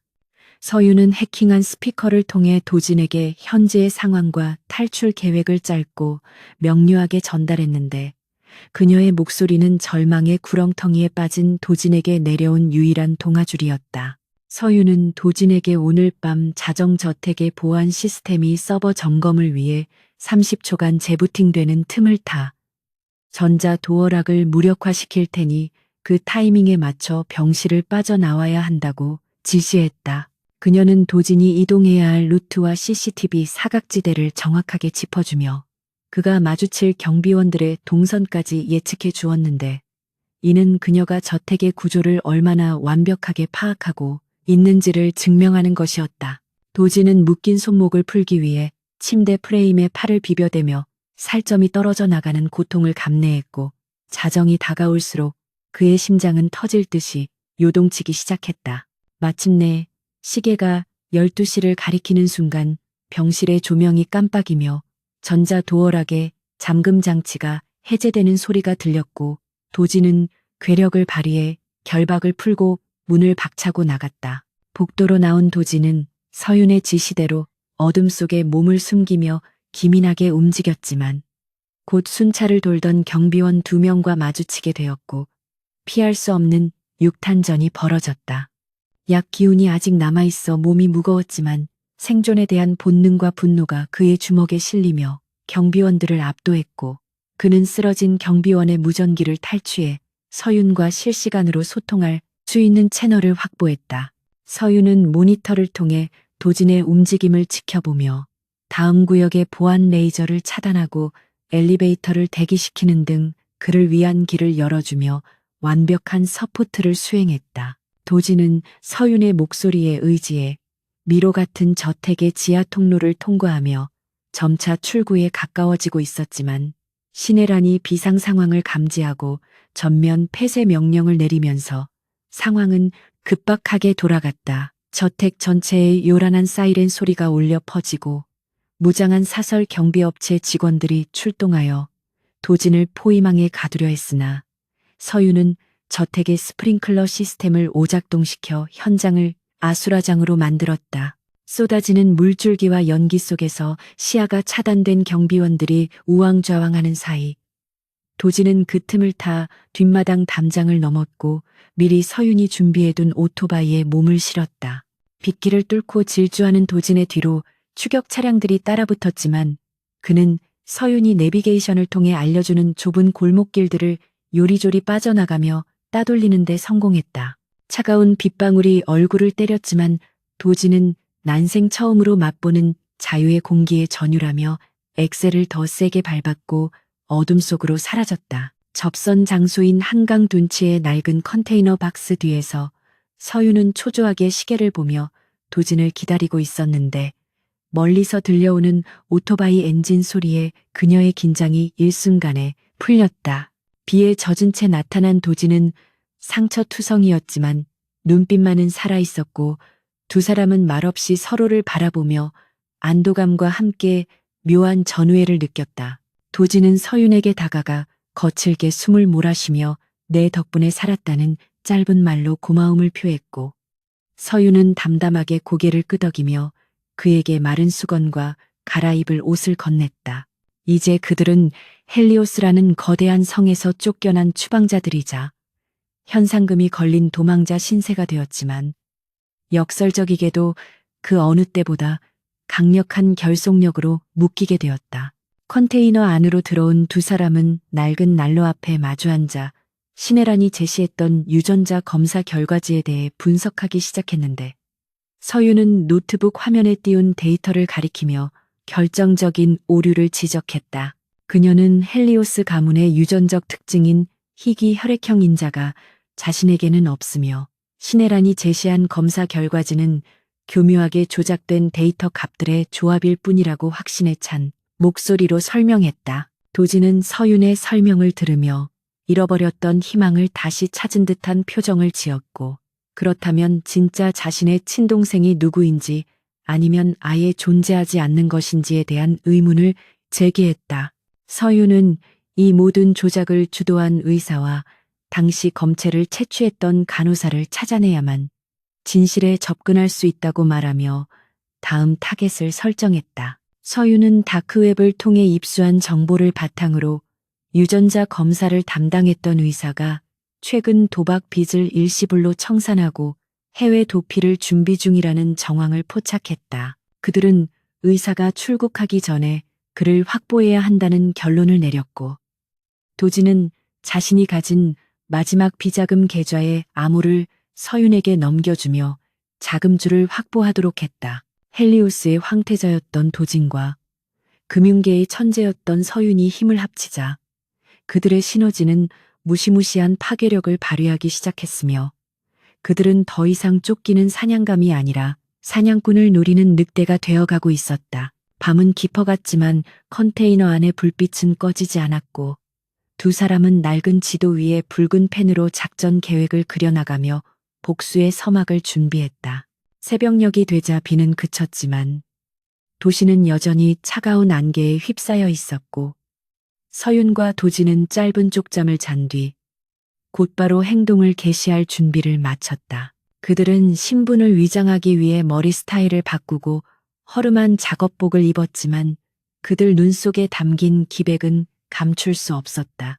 도진은 서윤에게 이번 싸움이 끝나면 너를 자유롭게 해주겠다고 약속했지만 서윤은 그 약속보다 지금 당장 당신 옆에서 진실을 밝히는 것이 더 중요하다며 그의 말을 잘랐다. 두 사람 사이에는 이제 로맨스보다 더 진하고 깊은 신뢰가 뿌리내리고 있었고 그것은 그 어떤 시련에도 흔들리지 않을 강철 같은 무기가 되어 그들을 지탱해주고 있었다. 첫 번째 목적지는 의사의 은신처로 추정되는 외곽의 한 별장이었고 그곳은 사설 경비원들이 지키고 있는 요새와도 같았지만 도진과 서윤에게는 두려움이 없었다. 이동하는 트럭 안에서 도진은 서윤이 건네준 권총 모양의 테이저건을 만지작거리며 각오를 다졌고 서윤은 노트북으로 별장의 보안 시스템을 해킹하여 침투 경로를 확보했다. 이제 그들은 세상이 규정한 남매라는 오명을 쓴 채 세상의 끝까지 달려가 그 거짓된 껍데기를 벗겨내고 추악한 진실의 민낯을 세상에 공개할 준비를 마쳤다. 그들의 반격은 조용하지만 치명적으로 시작되었고 헬리오스 그룹의 견고한 성벽의 균열을 일으킬 첫 번째 망치질이 될 것이었다. 안개 자욱한 숲속에 은밀하게 자리 잡은 별장은 마치 세상과 단절된 요새처럼 고요했지만 그 적막함 속에는 언제 터질지 모르는 긴장감이 팽팽하게 서려 있었다. 한서윤은 젖은 낙엽 위를 소리 없이 밟으며 별장의 담장 밑으로 접근했고 품에서 꺼낸 휴대용 단말기를 보안 패널에 연결하여 암호 해독 프로그램을 가동하기 시작했다. 그녀의 손가락은 보이지 않는 속도로 움직이며 난공불락이라 여겨지던 보안 시스템의 방화벽을 하나씩 무너뜨렸고 옆에서 이를 지키던 강도진은 어둠 속에서 번뜩이는 눈빛으로 주변을 경계하며 그녀의 등을 든든하게 지켰다. 도진은 한때 자신이 부리던 보안팀이 설계한 시스템을 역으로 뚫고 들어가는 이 상황의 묘한 아이러니를 느꼈지만 지금은 과거의 감상에 젖을 때가 아니라는 것을 누구보다 잘 알고 있었다. 단말기의 화면이 녹색으로 바뀌며 잠금 장치가 해제되는 찰칵 소리가 미세하게 들려오자 두 사람은 약속이라도 한 듯 동시에 담장을 넘어 정원 안으로 신속하게 침투했다. 정원 곳곳에는 적외선 감지 센서가 설치되어 있었으나 서윤이 이미 시스템을 장악하여 센서의 작동을 일시적으로 중지시킨 덕분에 그들은 유령처럼 감시망을 피해 건물 본관으로 접근할 수 있었다. 도진은 테라스 창문 너머로 보이는 거실 내부를 정찰하며 소파에 앉아 불안에 떨고 있는 김 박사의 모습을 확인했고 그가 챙겨둔 여행 가방들을 보며 도주가 임박했음을 직감했다. 그는 서윤에게 손짓으로 진입 신호를 보냈고 서윤은 고개를 끄덕이며 창문의 잠금 장치를 능숙하게 해제하여 도진이 안으로 들어갈 수 있는 길을 열어주었다. 유리창을 부수지 않고 조용히 거실로 들어선 도진은 순식간에 김 박사의 뒤로 다가가 그의 입을 틀어막고 소파 뒤로 넘어뜨리며 그를 제압하는 데 성공했다. 김 박사는 비명을 지르려 했으나 도진의 악력과 서슬퍼런 눈빛에 압도되어 공포에 질린 신음소리만 흘렸고 도진은 차가운 목소리로 조용히 하지 않으면 당장 목을 비틀어 버리겠다고 위협했다. 서윤이 뒤이어 들어와 창문을 닫고 커튼을 치며 외부의 시선을 차단했고 그녀는 노트북을 꺼내 김 박사의 해외 계좌 내역을 화면에 띄워 그의 눈앞에 들이밀었다. 화면에는 신혜란 여사의 차명 계좌에서 김 박사에게 거액이 입금된 내역이 적나라하게 표시되어 있었고 이는 그가 돈에 매수되어 조작된 유전자 검사 결과를 만들어냈다는 명백한 증거였다. 김 박사는 자신의 치부가 드러나자 사색이 되어 바닥에 무릎을 꿇고 빌기 시작했는데 그는 신혜란이 자신의 가족을 볼모로 협박했기 때문에 어쩔 수 없었다며 비굴한 변명을 늘어놓았다. 도진은 박사의 멱살을 잡고 들어 올리며 우리가 알고 싶은 건 변명이 아니라 진짜 유전자 검사 결과에 원본 데이터가 어디에 있느냐는 것이라고 으르렁거렸다. 박사는 공포에 질려 더듬거리며 서재의 금고 안에 진짜 결과지와 신혜란이 지시한 내용을 녹음한 파일이 보관되어 있다고 실토했고, 서윤은 즉시 서재로 이동하여 금고를 열 준비를 했다. 도진은 박사를 묶어두고 서윤을 따라 서재로 들어갔는데, 그곳에서 발견된 진실은 그들이 예상했던 것보다 훨씬 더 추악하고 충격적인 내용을 담고 있었다. 금고 안에서 나온 서윤의 진짜 유전자 검사 결과지는 그녀와 도진 사이에 어떠한 혈연 관계도 존재하지 않음을 명확하게 증명하고 있었고, 그 수치를 확인한 순간 두 사람은 동시에 깊은 안도의 한숨을 내쉬었다. 하지만 그 뒤에 숨겨진 또 다른 서류 뭉치는 서윤이 헬리오스 그룹의 창업주인 선대 회장이 가장 아끼던 비서의 딸이었으며, 선대 회장이 그녀를 보호하기 위해 남긴 비밀 유언장이 존재한다는 사실을 암시하고 있었다. 신혜라는 이 유언장이 공개될 경우 자신의 아들인 강민우의 입지가 흔들릴 것을 우려하여 서윤을 아예 사회적으로 매장시키고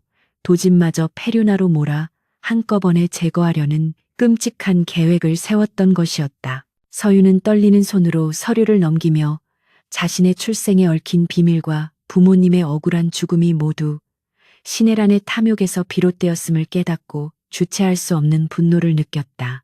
그때 별장 밖에서 들려오는 거친 자동차 엔진 소리와 함께 유리창이 깨지며 섬광탄이 안으로 날아들었고, 서재는 순식간에 연기와 폭음으로 아수라장이 되었다. 신혜란이 보낸 전문 청부업자들이 김 박사의 입을 막고 도진과 서윤을 제거하기 위해 들이닥친 것이었는데, 그들의 움직임은 군사작전을 방불케 할 만큼 조직적이고 치명적이었다. 도진은 반사적으로 서윤을 감싸 안고 책상 뒤로 몸을 날렸고, 쏟아지는 총알 세례 속에서 서윤의 머리를 보호하며 상황을 파악하려 애썼다. 서윤은 혼란 속에서도 중요한 서류와 증거물이 담긴 USB를 챙겨 품에 넣었고, 도진에게 뒷문으로 나가는 통로가 있다고 소리치며 탈출구를 가리켰다. 도진은 서윤에게 어무를 부탁하며 책상 위로 몸을 일으켜 응사하듯 주변에 집기를 던져 적들의 시야를 교란시켰고, 그 틈을 타 서윤은 연막 속을 뚫고 뒷문 쪽으로 질주했다. 청부업자 한 명이 서윤의 앞을 가로막으며 칼을 휘둘렀으나 서윤은 호신술을 이용해 그의 팔을 꺾고 급소를 가격하여 쓰러뜨린 뒤 문을 박차고 나갔다. 도진 역시 뒤따라오는 적들을 격투로 제압하며 서윤의 뒤를 따랐지만, 수적으로 열세인 상황에서 그들이 할 수 있는 최선은 최대한 빨리 이 죽음의 포위망을 벗어나는 것뿐이었다. 빗발치는 총알을 피해 숲으로 도망친 두 사람은 미리 숨겨둔 차량에 탑승했고, 도진은 시동을 걸자마자 엑셀을 끝까지 밟아 흙먼지를 일으키며 별장을 빠져나갔다. 뒤이어 검은색 SUV 차량들이 맹렬한 기세로 그들을 추격하기 시작했고, 굽이진 산길에서 목숨을 건 추격전이 벌어졌는데, 도진은 핸들을 꺾으며 서윤에게 꽉 잡으라고 소리쳤다. 차량은 미끄러운 도로 위를 위태롭게 질주하며 가드레일을 들이받을 듯이 코너를 돌았고, 추격해오는 차량들은 그들을 도로 밖으로 밀어내기 위해 끈질기게 차체를 들이받았다. 서윤은 창밖으로 몸을 내밀어 뒤따라오는 차량의 타이어를 향해 테이저건을 발사하려 시도했으나, 흔들리는 차 안에서 정확한 조준을 하기는 쉽지 않았고 상황은 점점 더 위급해져만 갔다. 도진은 백미러를 통해 적들의 움직임을 간파하고 급브레이크를 밟아 뒤따라오던 차량이 앞서 나가게 만든 뒤 다시 속도를 높여 그 차량의 측면을 들이받아 절벽 아래로 밀어버리는 과감한 기동을 선보였다. 추격 차량 한 대가 굉음을 내며 추락하자 남은 차량들은 주춤하며 거리를 벌렸고, 도진은 그 기회를 놓치지 않고 좁은 샛길로 차를 몰아 울창한 숲속으로 모습을 감췄다. 차량의 헤드라이트를 끄고 어둠 속을 달리는 동안 두 사람의 거친 숨소리만이 차 안을 가득 채웠고, 아드레날린이 솟구치던 긴박한 상황이 지나가자 극도의 피로감이 몰려왔다. 하지만 그 피로감 뒤에는 서로가 혈연 관계가 아니라는 사실이 주는 해방감과 안도감이 더 크게 자리 잡고 있었고, 두 사람은 비로소 서로를 남녀로서 그리고 동등한 인간으로서 마주 볼 수 있게 되었다. 도진은 핸들을 잡은 손에 힘을 주며 옆에 앉은 서윤을 힐끔 쳐다보았고, 그녀의 흐트러진 머리카락과 상처 입은 얼굴에서 기이한 아름다움을 느꼈다. 한참을 달려 도착한 곳은 도시 외곽의 재개발 구역에 위치한 낡은 여관이었는데, 이곳은 서윤이 과거 정보원들과 접선할 때 사용하던 안전 가옥 중 하나였다. 낡고 허름한 방에 들어선 두 사람은 바닥에 주저앉아 잠시 숨을 골랐고, 서윤은 품에서 챙겨온 서류들을 꺼내 낡은 테이블 위에 펼쳐 놓았다. 그곳에는 신혜란의 범죄 행각을 입증할 수 있는 자금 세탁 장부와 조작된 의료 기록들이 고스란히 담겨 있었지만, 가장 중요한 것은 서윤의 친모가 남긴 낡은 일기장이었다. 서윤은 떨리는 손으로 일기장을 펼쳤고, 그 안에는 그녀의 어머니가 헬리오스 가문에서 겪었던 수모와 선대 회장과의 애틋하지만 비극적인 인연, 그리고 신혜란의 질투와 악행이 낱낱이 기록되어 있었다. 일기장에 따르면 서윤은 선대 회장의 딸이 아니라 회장의 수행비서였던 어머니와 평범한 남자 사이에서 태어난 아이였으나, 부모님이 사고로 세상을 떠난 후 선대 회장이 죄책감과 연민으로 그녀를 몰래 후원해왔던 것이었다. 신혜라는 이 사실을 알면서도 선대 회장이 서윤에게 남긴 막대한 양의 차명 주식을 가로채기 위해 그녀를 회장의 숨겨진 딸로 둔갑시켜 도진과 엮은 뒤 근친상간이라는 오명을 씌워 사회적으로 매장하려 했던 것이었다. 진실을 알게 된 서윤은 억울함과 분노로 눈물을 흘렸고, 도진은 그런 그녀의 어깨를 감싸 안으며 묵묵히 위로를 건넸다. 도진은 이제 우리가 남매가 아니라는 사실이 밝혀졌으니 더 이상 세상의 눈치를 볼 필요도 없고 주저할 이유도 없다며 서윤의 눈물을 닦아주었다.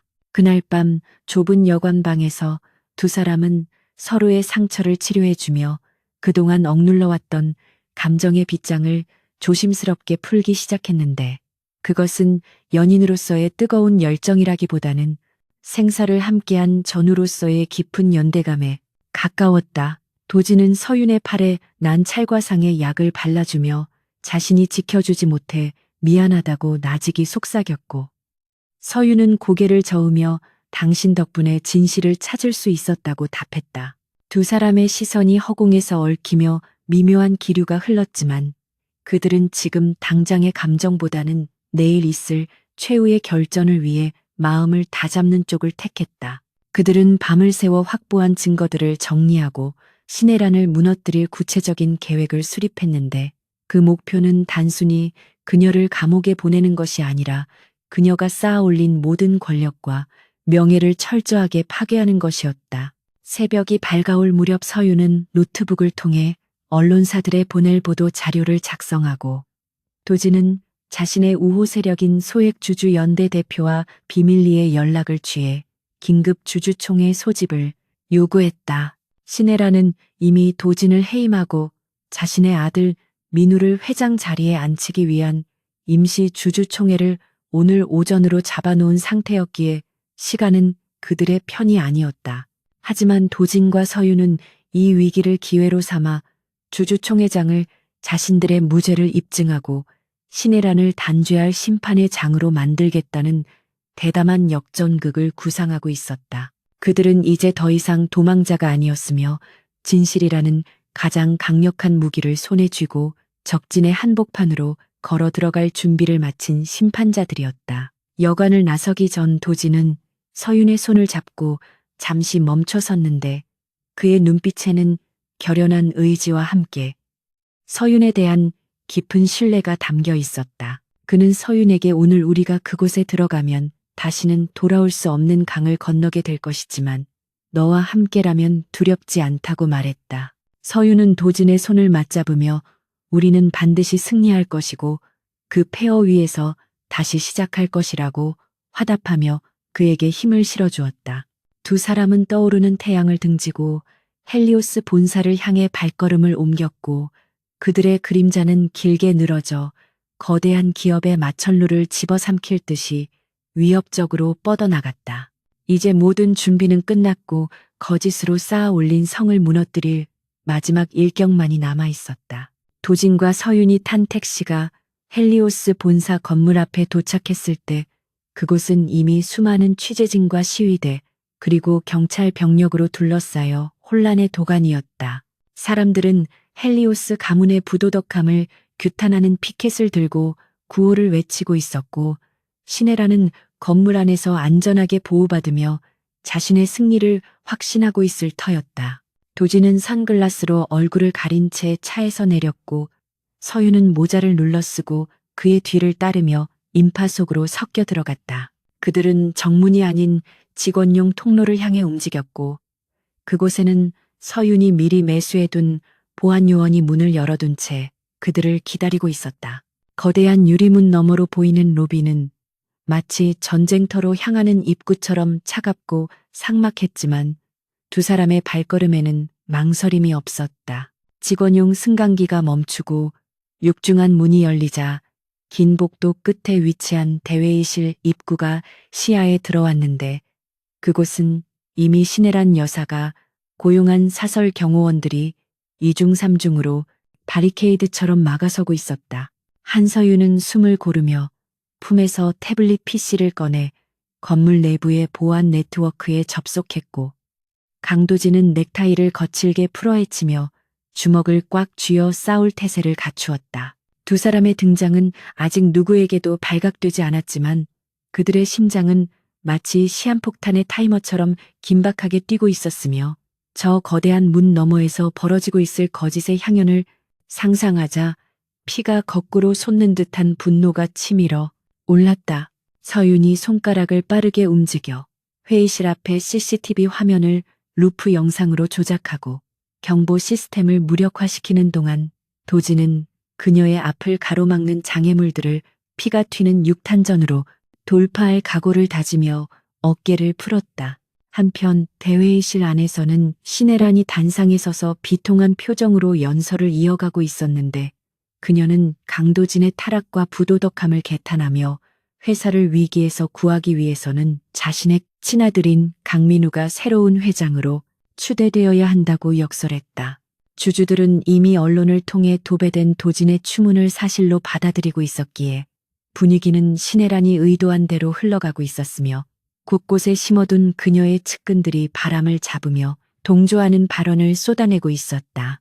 강민우는 어머니의 옆자리에 앉아 짐짓 겸손한 표정을 짓고 있었지만 그의 눈빛은 다가올 권력에 대한 탐욕으로 번들거리고 있었고 이 모든 상황이 자신의 손바닥 안에서 놀아나고 있다는 착각에 빠져 있었다. 거대한 스크린에는 회사의 미래 비전이라는 명목하에 조작된 재무제표와 경영 계획들이 화려하게 펼쳐지고 있었지만 그 본질은 껍데기에 불과했다. 바로 그때 굳게 닫혀있던 회의실의 뒷문이 굉음과 함께 열리며 경호원 2명이 바닥으로 나뒹굴었고 장내는 순식간에 찬물을 끼얹은 듯 정적에 휩싸였다.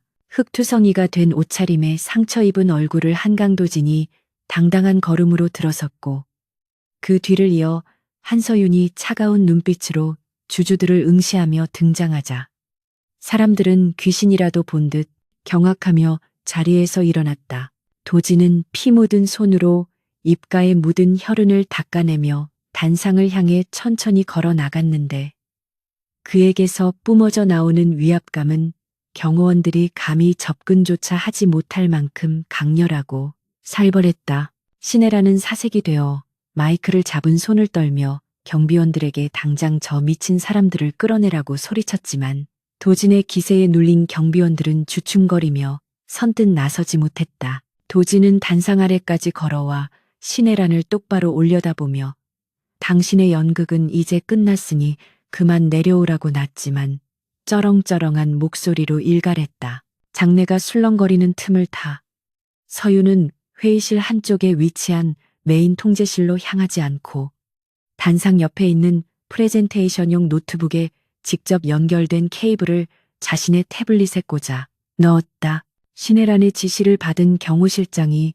서윤을 제지하려 달려들었지만 도진이 순식간에 몸을 날려 그를 걷어찼고 두 사람은 단상 위에서 뒤엉켜 격렬한 몸싸움을 벌였다. 주주들이 비명을 지르며 대피하는 아수라장 속에서도 서윤은 흔들리지 않고 시스템의 제어권을 탈취하는 데 집중했고 마침내 엔터키를 누르는 순간 회의실의 거대한 스크린, 화면이 지직거리는 노이즈와 함께 검은색으로 변했다. 스크린에 나타난 것은 헬리오스의 미래 비전이 아닌 신혜란과 김 박사가 통화한 음성 파일의 파형과 함께 그들이 주고받은 문자 메시지 내역이었다.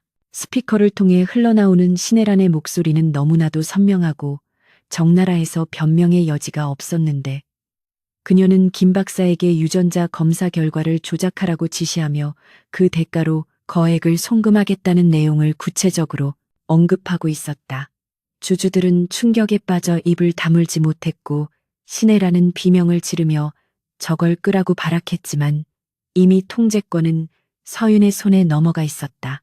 이어 화면에는 진짜 유전자 검사 결과지가 확대되어 나타났고 강도진과 한서윤의 유전자 불일치 판정이 붉은색 글씨로 선명하게 박히자 장내에는 탄식과 분노의 웅성거림이 파도처럼 일렁였다. 도진은 제압한 경호실장을 바닥에 내팽개치고 마이크를 집어들며 여러분이 보시는 바와 같이 저와 한서윤 씨는 혈연 관계가 아니며 이 모든 것은 신혜란 이사가 경영권을 탈취하기 위해 꾸민 추악한 사기극이라고 선언했다. 그는 숨 쉴 틈도 주지 않고 서윤이 준비한 다음 증거 자료들을 화면에 띄웠는데 그것은 신혜란이 그동안 헬리오스 건설과 유통 계열사를 통해 조성한 수천억 원대의 비자금 장부와 페이퍼 컴퍼니를 이용한 횡령 내역이었다. 특히 그녀가 아들 강민우의 주식 매입 자금을 마련하기 위해 회사의 알짜 자산을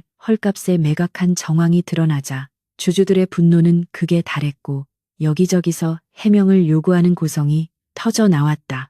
신혜라는 궁지에 몰린 쥐처럼 주변을 둘러보았지만 이미 그녀를 옹호하던 이사들조차 슬금슬금 뒷걸음질치며 그녀와의 거리를 두고 있었다. 서윤은 마이크를 넘겨받아 차분하지만 힘있는 목소리로 자신이 헬리오스 선대 회장의 친딸이 아니며 신혜란이 날조한 거짓 정보로 인해 피해를 입었음을 명확히 밝혔다.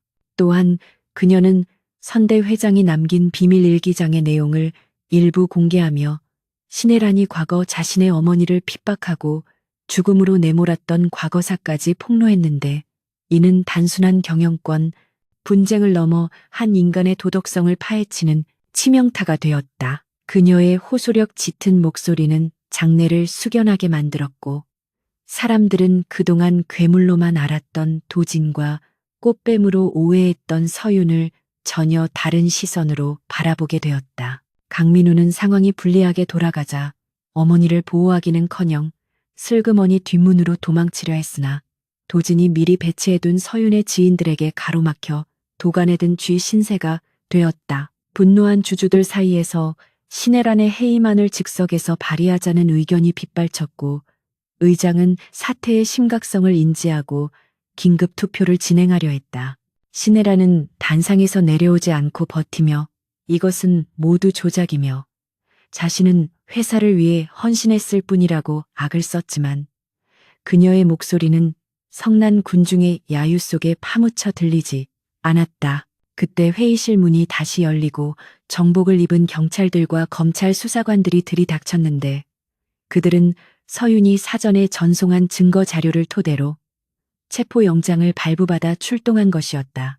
수사관이 신혜란에게 다가가 미란다 원칙을 고지하며 수갑을 채우려 하자 그녀는 격렬하게 저항하며 도진을 향해 저주 섞인 욕설을 퍼부었지만 결국 강제로 연행되는 처량한 신세가 되었다.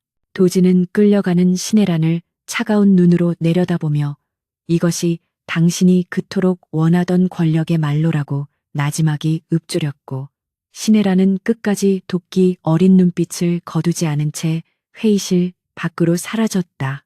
강민우 역시 횡령 및 배임 혐의의 공범으로 현장에서 체포되었는데 그는 억울하다며 어머니에게 모든 책임을 떠넘기는 비겁한 모습을 보여 주주들의 빈축을 샀다.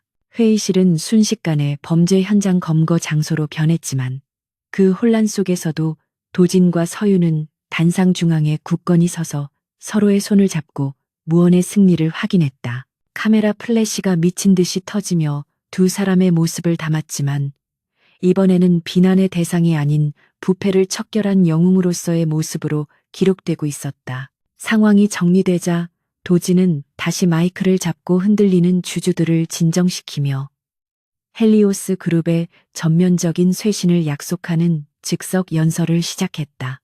그는 자신의 과거 방탕했던 행적을 사과하고 앞으로는 투명한 경영과 전문 경영인 체제를 도입하여 헬리오스를 다시 일으켜 세우겠다는 비전을 제시했다. 도진의 진정성 있는 태도와 카리스마의 주주들은 점차 안정을 되찾고 박수를 보내기 시작했으며 그 박수 소리는 점점 커져 회의실 전체를 울리는 함성이 되었다. 서윤은 도진의 곁에서 그를 보좌하며 필요한 자료들을 적시에 제공했고 두 사람은 마치 오랫동안 호흡을 맞춰온 파트너처럼 완벽한 조화를 이루며 리더십의 공백을 메웠다. 주주총회가 끝나고 사람들이 모두 빠져나간 텅 빈 회의실에 남은 도진과 서윤은 긴장이 풀리자 그제야 다리에 힘이 풀려 의자에 주저앉았다. 도진은 넥타이를 완전히 풀어버리고 고개를 뒤로 젖히며 긴 한숨을 내쉬었고 서윤은 떨리는 손으로 물 한 모금을 마시며 진정되지 않는 심장을 달랬다. 두 사람은 서로를 마주보며 웃음을 터뜨렸는데 그것은 생사의 고비를 넘긴 사람들만이 공유할 수 있는 허탈하면서도 벅찬 감정의 표현이었다. 도진은 서윤에게 다가가 수고했다는 말 대신 그녀를 깊이 껴안았고 서윤 역시 그의 등 뒤로 손을 돌려 그를 마주 안으며 비로소 찾아온 평화를 만끽했다. 창밖으로 보이는 서울의 풍경은 어제와 다름없었지만 두 사람에게는 완전히 새로운 세상처럼 느껴졌고 먹구름이 거친 하늘에서는 따스한 햇살이 쏟아져 들어와 회의실을 환하게 비추었다. 도진은 서윤의 손을 잡고 창가로 이끌며 이제부터가 진짜 시작이라고 말했고 서윤은 당신이 어디로 가든 끝까지 함께하겠다고 약속했다. 그들은 유리창에 비친 자신들의 모습을 바라보며 더 이상 누군가의 꼭두각시가 아닌 스스로의 운명을 개척해 나가는 주체로서 당당하게 서 있음을 확인했다. 하지만 그들의 앞에는 무너진 회사를 재건하고 신혜란이 남긴 잔재들을 청산해야 하는 험난한 과제가 남아 있었기에 승리의 기쁨은 잠시 접어두고 다시 신발끈을 조여 매야 했다. 도진은 비서실장에게 전화를 걸어 긴급 임원 회의를 소집하고 서윤은 재무팀을 장악하여 자금 흐름을 정상화하는 작업에 착수하며 쉴 틈 없는 행보를 이어갔다. 두 사람은 회장실과 부회장실이 아닌 하나의 집무실에 책상을 나란히 두고 앉아 실시간으로 업무를 공유하며 헬리오스의 새로운 사령탑으로서의 면모를 갖춰나갔다. 직원들은 처음에는 두 사람의 관계와 능력에 의구심을 품었으나 일사천리로 문제를 해결하고 위기를 기회로 바꾸는 그들의 탁월한 경영 능력에 점차 신뢰를 보내기 시작했다. 특히 서윤의 냉철한 분석력과 도진의 과감한 추진력은 완벽한 시너지를 발휘하며 추락하던 헬리오스의 주가를 반등시키는 기적을 만들어냈다. 밤이 깊어지자 도진과 서윤은 야경이 내려다 보이는 옥상 정원에 올라가 캔맥주를 따며 하루의 피로를 씻어냈다. 도진은 서윤에게 우리가 처음 만났던 날을 기억하느냐고 물었고 서윤은 잊으려야 잊을 수 없는 최악의 첫 만남이었다고 농담하며 웃었다. 도진은 그때는 네가 적인 줄 알았지만 지금은 너 없이는 아무것도 할 수 없는 바보가 된 것 같다고 고백하며 서윤의 눈을 그윽하게 바라보았다. 서윤은 얼굴을 붉히며 고개를 돌렸지만 도진은 그녀의 턱을 부드럽게 잡아 자신을 보게 한 뒤 조심스럽게 입을 맞췄다. 그 입맞춤은 격정적이기보다는 서로의 아픔을 위로하고 미래를 약속하는 따뜻하고 부드러운 것이었으며 두 사람은 밤하늘 아래에서 오랫동안 서로의 온기를 나누었다. 바람이 차가웠지만 두 사람의 마음은 그 어느 때보다 뜨겁게 타오르고 있었고 이제 그들을 가로막을 장애물은 세상 어디에도 존재하지 않았다. 그들은 서로의 손을 잡고 옥상을 내려오며 내일 아침 떠오를 태양을 맞이할 준비를 마쳤고 헬리오스라는 이름처럼 눈부시게 빛날 그들의 미래를 향해 힘차게 발걸음을 내디뎠다. 이것은 끝이 아닌 새로운 전설의 시작이었으며 두 사람은 그 전설의 주인공으로서 영원히 함께할 것임을 확신했다. 계절이 4번 바뀌고 다시 봄이 찾아왔을 때 서울중앙지방법원 앞은 헬리우스 그룹 경영권 분쟁의 주범인 신혜란과 그 일당에 대한 최종 선고 공판을 취재하려는 인파로 인산인해를 이루고 있었다. 법정 내부는 숨막히는 긴장감으로 가득 차 있었고 피고인석에 앉은 신혜란은 더 이상 예전의 화려하고 오만한 재벌가 사모님의 모습이 아닌 초라한 수의를 입은 노파에 불과했다. 재판부가 주문을 낭독하며 무기징역을 선고하고 그녀가 저지른 살인교사와 횡령, 그리고 사기 혐의를 모두 유죄로 인정하자 방청석에서는 안도의 한숨과 탄식이 동시에 터져 나왔다. 신혜라는 판결이 내려지는 순간에도 현실을 부정하듯 고개를 저으며 허공을 향해 무언가 중얼거렸지만 그녀의 목소리는 법정 경위들의 제지에 의해 묵살당했고 그녀는 끝내 처절한 비명과 함께 법정 밖으로 끌려나갔다. 강도진과 한서윤은 방청석 맨 뒷줄에 앉아 그 모든 과정을 지켜보았는데 두 사람의 표정에는 승리의 기쁨보다는 길고 지루했던 전쟁을 끝마친 자들만이 가질 수 있는 깊은 안도감과 쓸쓸함이 교차하고 있었다. 재판이 끝나고 법원을 나서는 두 사람에게 수많은 마이크가 쏟아졌지만 도진은 묵묵히 서윤의 어깨를 감싸 안고 가르며 미리 대기하고 있던 검은색 세단에 올랐다. 차창 밖으로 멀어지는 법원 건물을 바라보며 서윤은 지난 1년간의 시간들이 주마등처럼 스쳐 지나가는 것을 느꼈는데 그것은 지옥 같은 고통의 연속이었지만 동시에 그녀가 진정한 자신을 되찾는 과정이기도 했다. 그녀의 양부였던 한명석 또한 사기 및 협박 혐의로 징역형을 선고받고 수감되었으며 서윤은 그와의 인연을 법적으로 완전히 정리함으로써 비로소 과거의 망령으로부터 자유로워질 수 있었다. 도진은 침묵을 지키고 있는 서윤의 손을 잡으며 이제 모든 것이 끝났고 우리 앞에는 새로운 길만이 남아있다고 나지막이 위로를 건넸다. 서윤은 그의 따뜻한 손길에서 전해지는 진심을 느끼며 비로소 마음속에 응어리져 있던 마지막 긴장의 끈을 놓고 편안하게 미소 지을 수 있었다. 헬리오스 그룹 본사로 돌아온 두 사람은 곧바로 회장 집무실로 향했는데 그곳은 과거의 권위적이고 폐쇄적인 분위기를 완전히 걷어내고 투명 유리벽을 설치하여 소통과 개방을 상징하는 공간으로 탈바꿈해 있었다. 도지는 회장 취임 후 그룹의 사명을 바꾸는 대신 헬리오스라는 이름이 가진 태양의 의미를 재해석하여 어둠을 몰아내고 세상을 밝게 비추는 기업이 되겠다는 새로운 비전을 선포했다. 그는 과거에 부패했던 임원진을 전원 해임하고 능력 위주의 젊은 인재들을 대거 등용하는 파격적인 인사를 단행했으며 그 중심에는 언제나 서윤이 전략기획실장으로서 든든하게 자리를 지키고 있었다. 직원들은 처음에는 낙하산 인사라며 서윤을 경계했으나 그녀가 보여준 탁월한 업무 능력과 공정한 리더십에 감화되어 이제는 그녀를 도진보다 더 신뢰하고 따르는 지지 세력이 되었다. 서윤은 자신의 능력을 마음껏 펼칠 수 있는 이 무대에서 비로소 자신이 살아있음을 느꼈고 도진과 함께 만들어가는 회사의 미래에 큰 자부심을 가지고 있었다. 어느 날 늦은 오후 도진은 서류 더미에 파묻혀 있는 서윤에게 다가가 잠시 바람이라도 쐬러 나가자며 그녀를 이끌고 옥상 정원으로 향했다. 노을이 붉게 물들어가는 도심의 전경은 숨막히게 아름다웠고 두 사람은 난간에 기대어 한참 동안 말없이 그 풍경을 감상하며 평화로운 시간을 만끽했다. 도진은 주머니에서 작은 벨벳 상자를 꺼내 서윤에게 건넸는데 그 안에는 화려한 다이아몬드 반지가 아닌 심플하면서도 세련된 디자인의 백금 반지가 들어있었다. 도진은 우리가 처음 결혼했을 때는 서로를 속이고 이용하기 위한 계약에 불과했지만 이제는 진짜 마음을 담아 다시 시작하고 싶다고 고백하며 정식으로 청혼했다.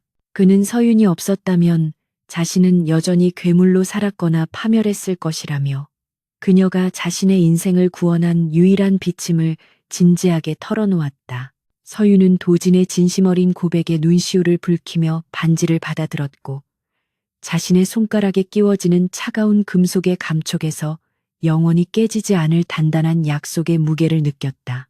그녀는 도진에게 당신 또한 나를 지옥에서 꺼내준 사람이며 내 삶의 이유가 되었다고 답하며 그의 입술에 조심스럽게 키스했다. 두 사람은 붉은 노을을 배경으로 서로를 끌어안았고 그들의 그림자는 하나로 겹쳐져 길게 늘어지며 마치 두 사람의 운명이 이제는 때려야 뗄 수 없는 하나가 되었음을 증명하는 듯했다. 과거의 상처와 오해, 그리고 거짓된 혈연의 굴레를 모두 벗어던진 그들은 이제 비로소 온전한 남녀로서 그리고 인생의 동반자로서 서로를 마주 볼 수 있게 된 것이었다. 그 순간 불어온 봄바람은 두 사람의 뺨을 스치며 앞으로 펼쳐질 날들에 대한 축복을 속삭이는 듯했다. 몇 달 후 헬리오스 그룹의 창립 기념 파티가 다시 한번 열렸을 때 그 자리는 1년 전에 참담했던 비극의 현장과는 전혀 다른 축제의 분위기로 가득 차 있었다. 도진과 서윤은 공식적인 부부로서 손을 잡고 연회장에 입장했고 하객들은 두 사람에게 진심 어린 박수와 환호를 보내며 그들의 앞날을 축복했다. 언론은 그들을 시련을 극복하고 기업을 재건한 기적의 커플로 대서특필했으며 두 사람의 이야기는 세간의 화제가 되어 많은 사람에게 영감을 주었다. 연단에 오른 도진은 마이크를 잡고 지난 1년간 헬리오스가 겪어온 변화와 성과를 발표하며 이 모든 영광을 자신의 아내이자 최고의 파트너인 한서윤에게 돌렸다.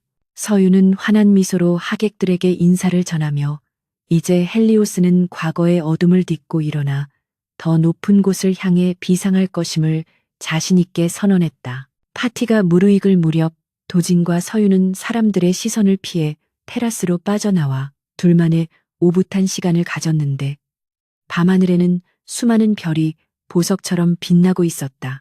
도진은 샴페인 잔을 들어 서윤과 건배하며 앞으로 우리 앞에 또 어떤 시련이 닥칠지 모르지만 당신과 함께라면 두렵지 않다고 말했다. 서윤은 웃으며 어떤 시련이 와도 우리는 그것을 또 다른 기회로 만들 것이라며 짐짓 여유로운 농담을 던졌다. 두 사람은 서로를 바라보며 소리내어 웃었고 그 웃음소리는 밤 공기를 타고 멀리 퍼져나갔다. 그들은 더 이상 운명에 휘둘리는 나약한 존재가 아니라 스스로 운명을 개척하고 지배하는 강인한 영혼들이었기에 그들의 미래는 저 밤하늘의 별들처럼 밝게 빛날 것이 분명했다. 그날 밤 그들은 호텔 스위트룸에서 다시 한번 서로의 사랑을 확인하며 뜨거운 밤을 보냈는데 그것은 단순한 육체적인 결합을 넘어 두 영혼이 완전히 하나가 되는 신성한 의식과도 같았다. 도진은 잠든 서윤의 얼굴을 어루만지며 그녀가 겪었을 모진 고통들을 생각하며 가슴 아파했지만 이제는 자신이 평생 그녀를 지키는 방패가 되겠다고 다짐했다. 서윤은 꿈결에서도 도진의 품을 파고들며 안정을 찾았고 두 사람은 서로의 체온에 의지해 깊은 잠에 빠져들었다. 창밖으로 밝아오는 아침 햇살이 방안을 비출 때까지 두 사람은 손을 놓지 않았고 그것은 그들이 함께 맞이할 수많은 내일 중 첫 번째 날의 시작이었다. 시간이 흘러 헬리오스 그룹은 글로벌 기업으로 성장하여 세계 경제에 영향력을 미치는 거대 기업이 되었고 강도진 회장과 한서윤 부회장의 경영 철학은 경영학 교과서에 실릴 만큼 모범적인 사례로 남게 되었다. 그들은 기업의 이익을 사회에 환원하고 투명한 경영을 실천하며 노블레스 오블리주를 몸소 보여주었고 대중들은 그들을 존경받는 기업가로 기억하게 되었다. 두 사람 사이에는 사랑스러운 아이도 태어났는데 그 아이는 도진과 서윤의 장점만을 쏙 빼닮아 영민하고 따뜻한 성품을 지니고 있었다. 주말이면 세 식구가 한강 공원을 산책하는 모습이 시민들에게 목격되곤 했는데 그 평범하고 행복한 일상은 그들이 치열한 전쟁 끝에 얻어낸 가장 값진 전리품이었다. 어느 날 서유는 홀로 어머니의 납골당을 찾아가 꽃을 바치며 긴 이야기를 털어놓았는데 그녀의 표정은 그 어느 때보다 편안해 보였다. 그녀는 어머니에게 자신은 이제 행복하니 걱정하지 말라고 말하며 어머니가 지켜주신 덕분에 좋은 사람을 만나 가정을 이루고 꿈을 펼칠 수 있게 되었다고 감사의 인사를 전했다. 납골당을 나오는 길에 마중 나온 도진과 아이가 손을 흔드는 모습을 보며 서유는 눈시울이 뜨거워짐을 느꼈지만 그것은 슬픔이 아닌 벅찬 행복의 눈물이었다. 그녀는 달려오는 아이를 안아올리고 도진의 팔짱을 끼며 햇살이 쏟아지는 길을 걸어갔고 그들의 뒷모습은 마치 한 폭의 그림처럼 아름다웠다. 이야기의 끝에서 그들은 다시 한번 헬리오스 본사 옥상에 올라가 도시를 내려다보았는데 이번에는 두 사람이 아닌 세 사람이 함께였다. 도진은 아이를 무등 태우고 서윤의 손을 잡으며 우리가 만들어갈 세상은 이보다 더 넓고 밝을 것이라고 말했다. 서윤은 고개를 끄덕이며 태양은 지더라도 반드시 다시 떠오르듯이 우리의 사랑과 희망도 영원히 지지 않을 것이라고 화답했다. 도심의 불빛들이 하나둘 켜지며 거대한 빛의 바다를 이루었고 그 중심에 우뚝 선 헬리오스 타워는 마치 세상을 밝히는 등대처럼 찬란한 빛을 뿜어내고 있었다. 팔려간 신부에서 제국을 다스리는 여왕이 된 한서윤과 타락한 황태자에서 진정한 리더로 거듭난 강도진의 이야기는 그렇게 전설이 되어 사람들의 기억 속에 영원히 각인되었다.